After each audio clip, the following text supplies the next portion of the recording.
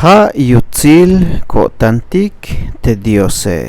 Tasun Salmos 63 hichayaltes hun diose. Dios kuun haat diosat kuun.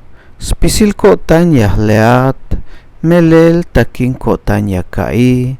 Yahkanat hichuk ha kahwal. Meros pisil sok kushlihal yahkanat.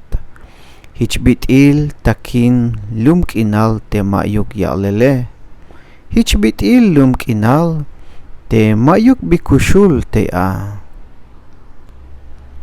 Yahkan yakilat ta tempo abuun. Yahkan yahmulambat abuel sok awutsilal. Melel te shkushul awotan. Kashem hich skoplal a te bitil te kushlehale.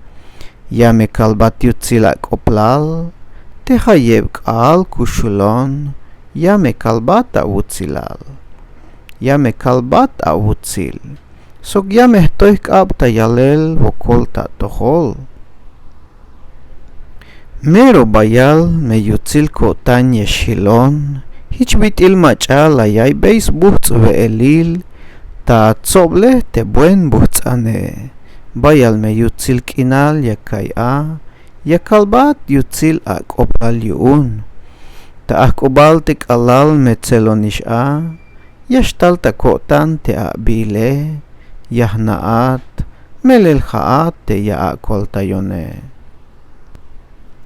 Binash kotan te ayon ta yeta la shik koem, ta spisil kushlehal hun ayatsok, atsakohon taswael akab, te machatik yaskan yasmilonik, yamesh chayi koel ta skubulil mukenal, yamesh lahik ta punyal.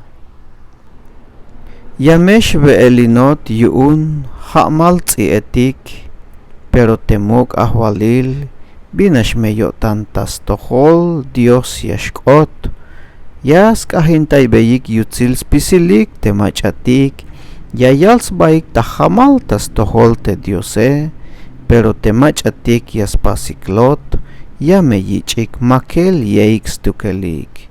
Dios yayakpet bendición, yuun teschul kope.